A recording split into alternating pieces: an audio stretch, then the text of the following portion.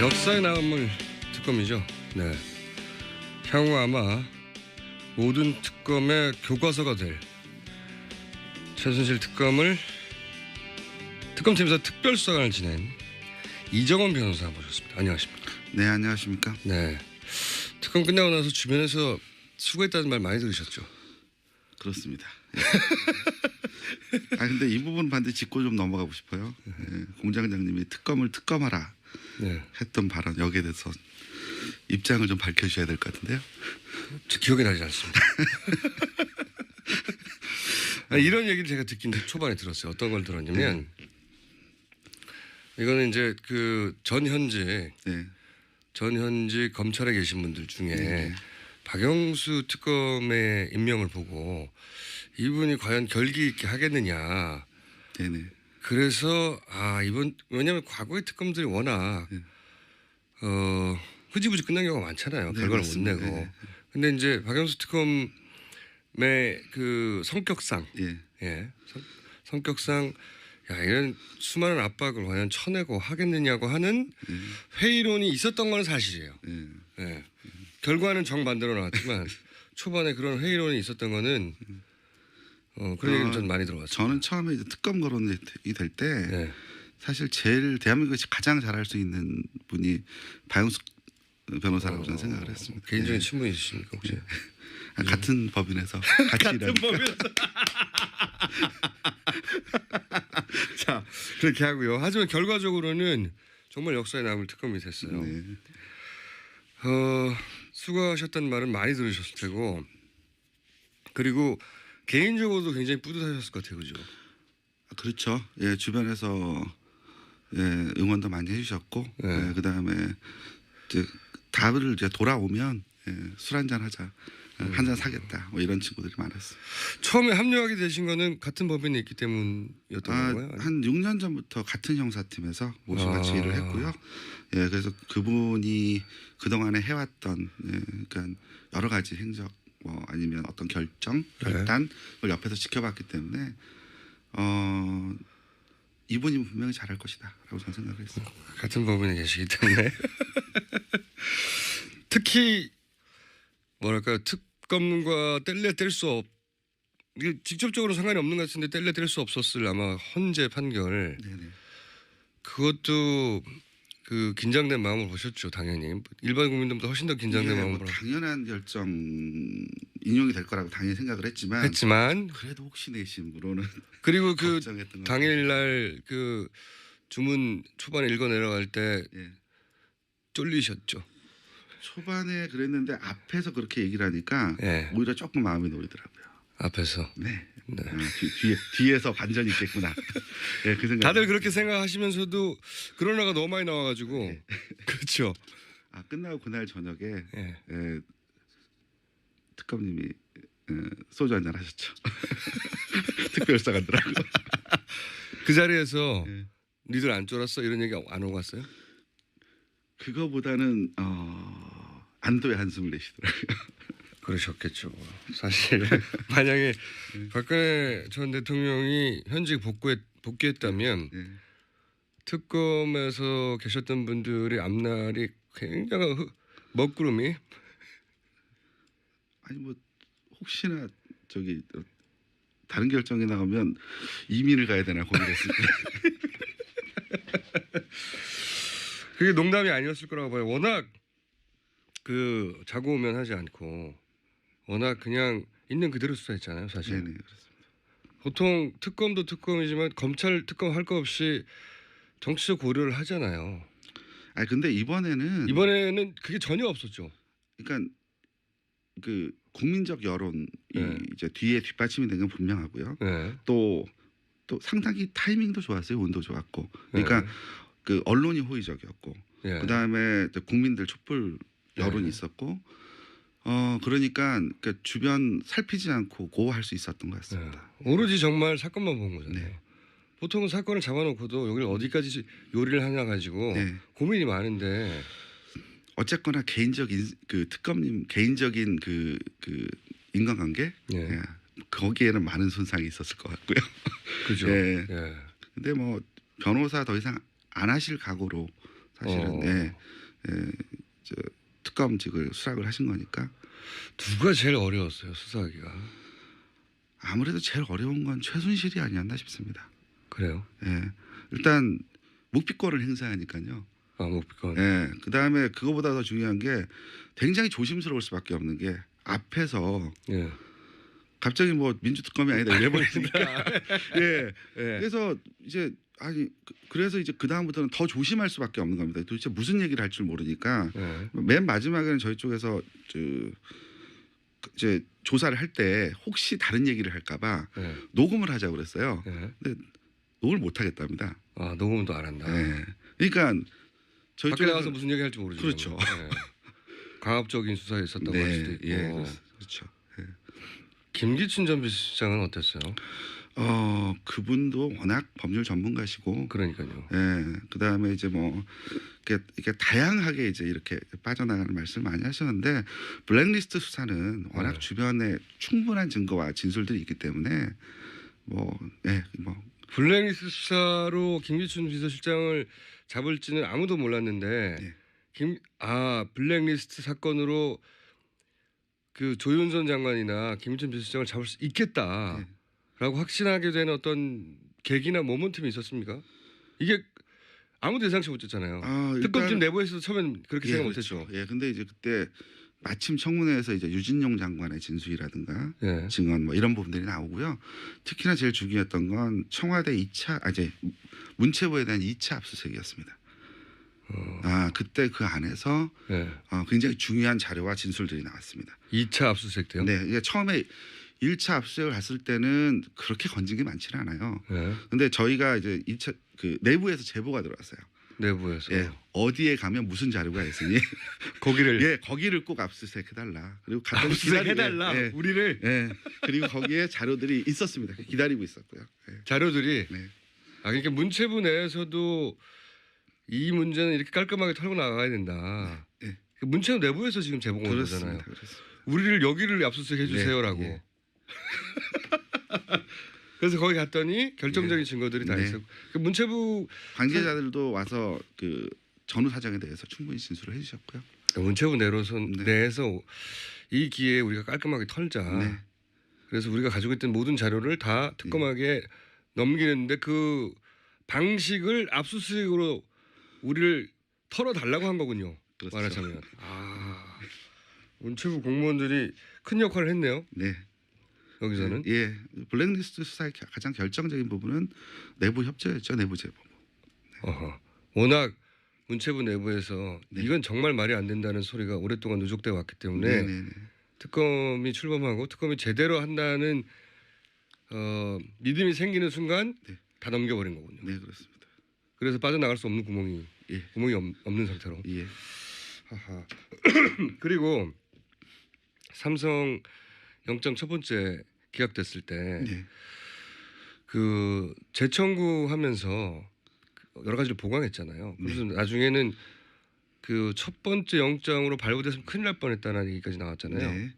그 큰일 날 뻔했다고 하는 얘기는 두 번째 보강됐을 때 워낙 풍성해서 이 자료를 그냥 놓칠 뻔했다 이런 얘기입니까? 네, 맞습니다. 그럼 방향을 그렇게 트는데 결정적으로 기여한 분이 누구예요? 물론 그 당시 제일 중요했던 건 이제 안종범 수첩이죠. 안종범 수첩 안에 이제 삼성과의 관련된 여러 가지 부분들, 또 뭐 박상진 씨의 그 대표의 뭐 그 휴대폰 뭐 내용 뭐 이런 부분들이 이제 결정적인 자료가 됐죠. 제 말은 방향을 그 소위 압수수색을 하고 또는 기소를 할 때 혐의점들 방향을 틀었잖아요. 그 틀게 만드는 데 기여한 물론 관점 전환도 있었습니다. 관점 전환이 어떤 식으로 그러니까 이게 그 삼성의 전체적인 승계 작업이라는 부분으로 처음에는 이제 좁게 봤죠. 그러니까 그 당시에 그 합병 관련된 부분이라든지 뭐 이 부분에 초점을 맞춰서 이제 뇌물이라고 하는 측면에 그냥 초점을 맞춰서 수사가 진행이 되다가 그 이후에 이게 승계 작업 전반에 걸쳐서 광범위하게 이루어진 거구나. 이제 그 시작에 그 논의를 이제 그 내용을 확인할 수 있었던 부분은 그 안종범 수첩에 이제 빠진 부분이었잖아요. 네. 예, 그 부분에 삼성과 연계된 부분, 그 다음에 대통령 추가 서로 나왔고 나오면서 그렇습니다. 예, 그런 부분들에 그러니까 태블릿 PC가 나온 이후, 예, 그러니까 그 태블릿 PC 이후에 그 최순실과 연관성 뭐 이런 부분들이 이제 언론에 집중적으로 보도되기 시작한 이후에 안종범 수첩은 본인이 사임하기 이전 직전까지도 작성이 돼요. 직전까지. 예, 그 바로 직전까지도 삼성과의 여러 가지 이야기들이 수첩에 적혀 있습니다. 아 직전까지도 네. 청와대를 나가기 직전까지. 네, 그걸 이제 혹시 수습을 해야 되니까. 이때까지 방송에 나오지 않았던 새로운 내용 같은 거 있나요? 하나 정도 던지고 가주셔야지. 여기까지 오셨는데. 근데 제가 좀 조심스러운 게요. 네. 예, 이게 자칫하면 피의 사실이 되기 때문에 구체적인 그 말씀을 드리면 이게 나중에 공소유지라든가 또 지금 현재 검찰이 또 수사하고 있지 않습니까? 피의 사실 예, 여기에 대해서 또 혹시 또 방해가 될 수가 있기 때문에. 그러면 그러니까 피의 사실은 아닌데 네. 재밌는 삼성과의 어떤 숨겨진 일화라든가 이런 거 없어요? 여기까지 오셨는데 그냥 가시면 어떡해요? 죄송합니다. 그 부분까지는 조심스럽네요. 예. 자, 그러면 나오실 필요가 없었는데 또 한 가지 제가 또 궁금했던 것은 이 최순실 씨 재산에 관한 추적 얘기가 많이 나오잖아요. 네네. 근데 이제 워낙 시간도 부족하고 해서 최순실 씨 추적에 관해서는 거의 그냥 겉만 약간 이상하다 정도 파악하고 끝나버린 것 같더라고요. 네, 맞습니다. 네. 인력도 없고 시간도 없고 해가지고. 인력하고 시간의 문제는 아니었어요. 그러니까 최순실 재산팀에 특별성한 8명이 붙었으니까. 예. 그러니까 그런데 문제는 뭐냐면 핵심적인 문제가 뭐였죠? 예. 우선은 이제 최초의 최태문 재산을 이제 추적하는 과정 안에서 예. 제일 중요한 게 부동산입니다. 예. 예, 부동산들이 이제 대규모로 예. 이제 이렇게 쪼개서 팔려 나갑니다. 예. 그러면 이제 땅이 넘어가면 이제 자금이 들어와야 되잖아요. 그렇죠. 그러면 이 자금을 추적해야 됩니다. 예. 그러니까 이와 관련된 자료를 저희가 국세청이나 금감원에 요청을 했어요. 예. 협조를 전혀 받지 못했습니다. 아 그래요? 예, 영장을 가져오라고 하는데 영장을 받아오라고 하는데 1970년대 얘기잖아요. 이미 공소시효도 지났고 그 자체만 가지고 범죄 사실을 특정하기 어렵거든요. 그렇죠. 예, 그런데 영장을 받아오라고 하면 예. 결국 자료를 못 주겠다는 얘기고 그 그렇죠. 자료가 없으면 그 다음 단계로 수사를 진행하기가 무척 어렵습니다. 이게 육아 기관들의 협조가 없어서 그랬군요. 기본적으로는 예. 첫 출발부터 안 된 거구나 이게. 예, 그러니까 이제 의심이 되는 여러 가지 부동산들을 체크를 하고 그 다음에 관련자의 진술을 받고 그래서 부동산 등본을 거의 사람 키높이 이상 파악을 해서 연결해서 땅이 팔려가는 과정들을 추적을 합니다. 그런데 문제는 땅은 넘어갔는데 돈이 이후에 그렇죠. 자금이 어떻게 움직이는지를 확인할 수 있는 방법이 없는 거예요.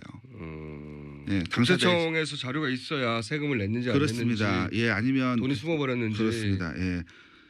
그리고 또 그 계좌들을 통해서 돈 자금 흐름이 어떻게 움직여가는지 이런 부분들을 확인해야 되는데 특검이 요청해도 안 주는 거예요? 네. 이거는 한편으로는 원론으로는 맞죠. 공소시효가 지났으니까 네. 원론으로는 맞지만 이제 특검이 하는 일을 모를 리는 없을 것이고 이거는 아직도 그 당시만 하더라도 그걸 막고자 하는 새가 살아 있었다 이렇게 봐야 돼요. 수차례 보냈어요. 저희가 수차례 공문도 보내고 나중에는 자료 협조가 아니고 아예 그러면 그쪽에서 일부 수사를 해서 넘겨달라. 그러니까 왜냐하면 당신들이 이상한 거 파악해서 달라. 예. 그렇게 이런 부분들에 대해서 확인해 달라라고 했음에도 불구하고 자료 일체를 저희가 받을 수가 없었습니다. 출발을 못한 거구나. 그러면 실제 이 조사를 막는 세력이 있다고들 판단하셨어요? 근데 음모를 너무 좋아하셔서 저희가 그렇게까지 말씀드리긴 좀 곤란하고요. 분명한 건 그 관련 기관으로부터 저희가 충분한 도움을 받지 못했다. 거기까지만 말씀하실 수 있다고요? 네. 세력이 살아 있군요. 왜냐하면은 목적도 분명하고 의미도 분명하고 그다음에 특검이라고 하는 특별히 이 건을 수사하고 있는 기관에서 협조 요청을 하는데 협조를 하는 게 보통은 뭐 개인정보 위반, 뭐 개인정보 관련 부분이기 때문에 공개할 수 없다, 넘겨줄 수 없다 그런 거죠. 금감원도 마찬가지였고요. 예. 새가 살아 있었군요 아직도. 그러면 그런 저희가 이제 여러 가지 이야기를 듣는 것 중에 하나가 이 재산을 제대로 수사하려면은 뭐 100여 명이 2년에 걸쳐서 해야 된다고 하는 안원구 전 국세청장의 이야기도 있었고 네네. 또 특검 자체를 최동욱 전 검찰총장 같은 경우에는 훨씬 더 많이 보강해서 1년 내내 해야 된다. 이걸 제대로 하려면 그런 얘기도 있었는데 이거는 아마 별도의 팀을 꾸려야 될 겁니다. 그렇죠. 예, 직접 예. 참여하셨던 분으로서 야 이거 제대로 하려면 얼마나 걸리겠다 이런 생각은 안 해보셨어요? 그러니까 그걸 하기 위해서는 입법적 보완도 필요한 것 같고요. 네, 이 부분, 물론. 그러니까 예를 들면 아까도 말씀드렸듯이 더 이상 네. 관련 기관에서 협조를 거부할 수 없도록 네. 이제 그런 거에 관련되는 계좌 추적할 수 있는 권한이라든지 네. 이런 부분들을 입법적으로 보완을 좀 해야 될 것 같고요. 그렇고 네. 예, 그리고 충분한 수사팀들이 경험이 많은 수사팀들이 붙어야겠죠. 그래서 아마 많은 시간, 특히나 그 외국 재산 같은 경우에는요. 그 해외 재산 도피 같은 경우에는 그건 또 굉장히 전문적인 지식이 필요하기 때문에 뭐 그런 것까지 추적을 한다고 하면 훨씬 더 인원도 보강돼야 되고 충분한 시간이 주어져야 될 지금 것 특검팀이 예를 들어서 한 2배 정도 늘려서 한 1년 정도는 해야 된다. 이게 과장이 아닌 거죠? 네, 그렇습니다. 직접 해보시니까 그런 거요? 네. 가장 아쉬웠던 야 이거 해야 되는데 시간도 안 되고 좀 아쉽다는 부분이 어떤 거였어요? 일단 당시에 그 저희 쪽에 직접 오셔서 그 조사를 받으신 분이 한 분 계셨어요. 한 80대 되는 노신사였는데 자료를 갖고 오셨습니다. 뭐냐면 이전에 저희 제가 정확히 성함 기억이 안 나는데 서울대 의대 학장이셨대요. 그분이 납북이 되셨는데 그분 유가족들이었습니다. 봉천동의 숫고개 일대에 8만 평인가요? 그 땅 자체가 원래 그 집안에서 내려왔던 상속자들이죠. 근데 갑자기 그 땅 이름이 바뀝니다. 주인이 이름이 바뀌냐고요? 주인이 바뀝니다. 본인들 땅이었는데 자기들 모르게. 그렇죠. 그러니까 당시에는 이랬던 것 같아요. 그러니까 당시에는 뭐 1970년대 이럴 때만 해도 큰 대기업이라고 할 만한 것들이 많지 않았기 때문에 그때 아마 재산을 축적하는 가장 중요한 수단은 땅을 그런 방식으로 뺏는 게 아니었나 싶습니다. 남의 땅을 그냥 명의를 변경. 그러니까 예를 들면 뭐 납북된 인사라든가 이렇게 해서 뭔가 권리를 주장하기가 좀 어려운 상황에서. 그래서 그와 관련된 그에 대해서 조사가 그래서 이제 이에 대해서 소송을 제기했는데 당시에 그 땅이 누구 명의로 넘어갔냐면 보안사 직원 명의로 넘어갔고요. 보안사. 그리고 땅이 쭉 팔려 나갑니다. 쪼개져서요. 그리고 그거에 대해 소송을 제기했던 변호사가 보안사에 끌려가서 조사를 받았다는 진술서도 저희 확인을 했고요. 그 다음에 결국은 강압에 의해서 소를 취한 것으로 보여집니다.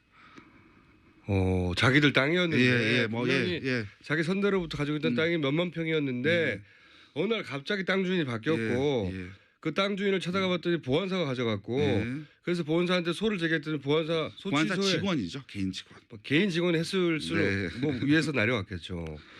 그리고 그 땅 실제로 그럼 그 돈이 팔린 돈이 어디로 갔는지 모르겠네요. 그런데 이제 뭐 그 피해자들 주장에 따르면 그 바로 그 즈음에 유경재단이 만들어집니다. 어머나. 그런 식으로 유경재단의 자산이 축적되었다. 아니 뭐 그렇다는 의혹이 있죠. 의혹이 있다는 거죠. 그런 의혹을 제기한 분이 있다는 거죠. 내 땅이 도대체 어떻게 됐지? 그분은 이제 그게 보통 문제가 아니니까요. 이거는 이제 과거사 진상위원회에서도 상당 부분 조사가 되었는데 더 이상 앞으로 진척이 안 됐고 당사자들이 다 부인했고 워낙 시간이 오래 지난 그 이야기이기 때문에 다 관련자들이 부인하고 이러다 보니까 더 이상 수사를 진척할 수 없었던 부분이 최순실 게이트의 특징은 보통 다른 특검하고는 다르게 다른 사건들은 뭐 1년 전에 2년 전에 혹은 3년 전에 벌어진 그 현재 진행형에 가까운 사건들을 상대로 수사를 하잖아요. 이건 뭐 30년씩 거슬러 올라가는 게 보통이니까요. 이걸 하려면 별도 상설 기구를 만들어야 될 것 같다는 생각도 들어요. 그러니까 결국 이게 특검이라는 제도는 사실 이렇게 복잡하고 여러 가지 사건들에 적합하지 않습니다. 그러니까 단건 사건에 적합한 제도고요. 그러니까 그러다 보니까 이제 그 제도적 특검법상 여러 가지 이렇게 충돌되는 부분이 굉장히 많았어요. 그러니까 이런 부분들은 나중에 뭐 공직자 비리 수사처라든가 하는 상설 기구가 만들어져서 거기서 지속적으로 수사가 되어야 할 것으로 보입니다. 예를 들어서 그 재산환수위원회라든지 네네. 뭔가 하나 특별히 만들어줘야 되겠네요. 네, 그렇습니다. 그래서 지금 말씀하신 것 같은 경우에는 그분들 가족은 완전히 한을 품고 있겠네요, 당연히. 아니, 그분들은 말씀이 그거예요. 땅을 찾겠다는 게 이제는 그건 아니고 예. 도대체 그게 어떻게 된 일인지 예, 그렇습니다. 진실만은 밝히고 눈을 감았으면 좋겠다. 80대 넘은 분이 그래서 서류 본인이 수십 년 동안 보관해왔던 서류를 들고 오신 거네요. 네, 그러면. 그렇습니다. 그분뿐만이 아니겠죠. 그러면 당연히 그러겠죠. 딱 한 건만 있었겠습니까? 아 이거 알면 알수록 대단한 일들이 벌어졌네요. 교과서죠. 교과서. 특검의 교과서로 앞으로 계속 거론될 예정이고 거기서 특별수사관을 지냈던 이정원 변호사 오늘 만나봤는데 제가 얘기를 보니까 오늘 하루만 만날 일이 아니라 앞으로 몇 번 더 만나야 될 것 같아요. 근처 사시죠? 네, 바로 옆입니다. 네. 앞으로 자주자주 모시는 걸로 오늘 1차 출연이었습니다. 지금까지 이정원 변호사였습니다. 감사합니다. 예, 감사합니다. 안 하실 각오로 사실은 저 특검직을 수락을 하신 거니까. 누가 제일 어려웠어요 수사하기가? 아무래도 제일 어려운 건 최순실이 아니었나 싶습니다. 그래요? 예, 일단 묵비권을 행사하니까요.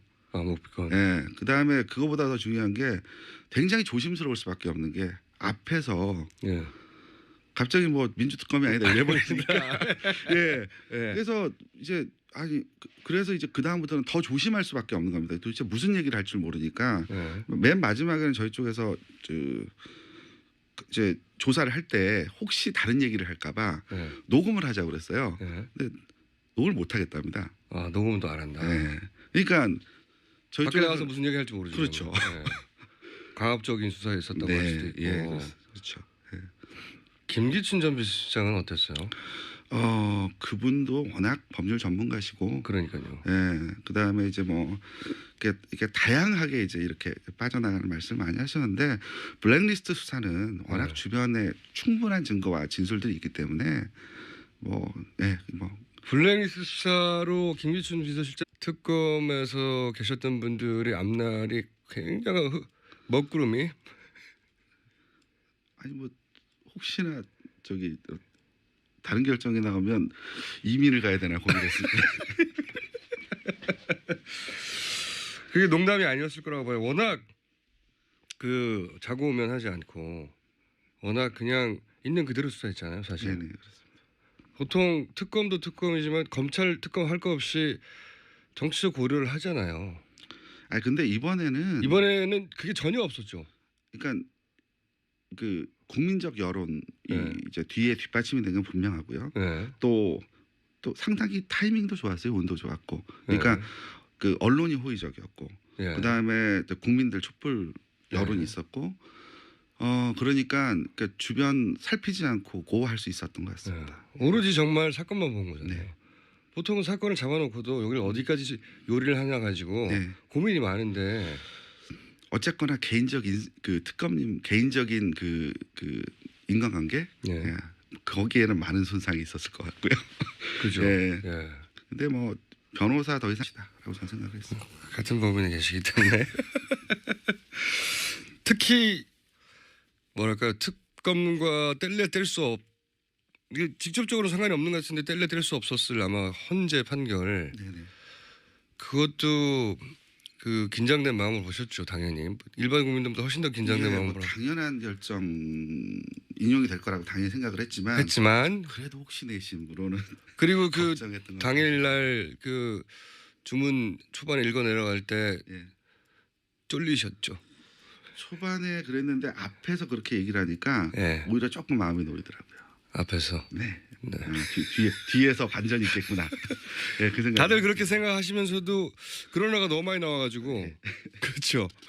끝나고 그날 저녁에 특검님이 소주 한잔 하셨죠. 특별사관들하고. 그 자리에서 니들 안 쫄았어 이런 얘기 안 오고 갔어요? 그거보다는 안도의 한숨을 내시더라고요. 그러셨겠죠. 사실 만약에 박근혜 전 대통령이 현직 복귀했다면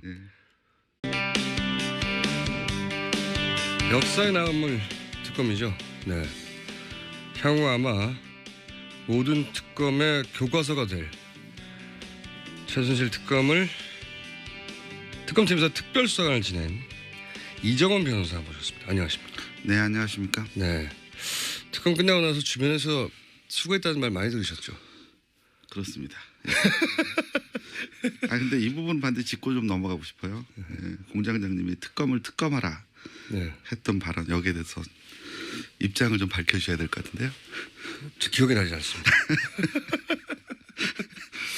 이런 얘기를 제가 듣긴 초반에 들었어요. 어떤 걸 들었냐면 이거는 이제 그 전현직 검찰에 계신 분들 중에 박영수 특검의 임명을 보고 이분이 과연 결기 있게 하겠느냐.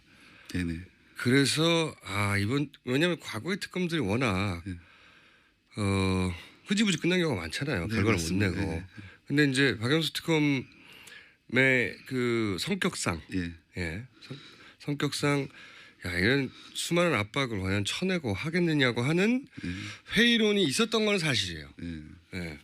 결과는 정반대로 나왔지만 초반에 그런 회의론이 있었던 거는 그런 얘기를 좀 많이 들어봤어요. 저는 처음에 이제 특검 거론이 될 때 사실 제일 대한민국에서 가장 잘할 수 있는 분이 박영수 변호사라고 저는 생각을 했습니다. 개인적인 친분이 있으십니까 혹시? 같은 법인에서 같이 같은 법인에서. 자 그렇게 하고요. 하지만 결과적으로는 정말 역사에 남을 특검이 됐어요. 수고하셨다는 말은 많이 들으셨을 테고 그리고 개인적으로도 굉장히 뿌듯하셨을 것 같아요. 그죠? 그렇죠. 주변에서 응원도 많이 해주셨고 그다음에 이제 답을 이제 돌아오면 술 한잔 하자. 한 잔 사겠다. 뭐 이런 친구들이 많았어요. 처음에 합류하게 되신 거는 같은 법인에 있기 때문이었던 건가요? 한 6년 전부터 같은 형사팀에서 모시 같이 일을 했고요. 그래서 그분이 그동안에 해왔던 그러니까 여러 가지 행적 뭐 아니면 어떤 결단을 옆에서 지켜봤기 때문에 이분이 분명히 잘할 거예요.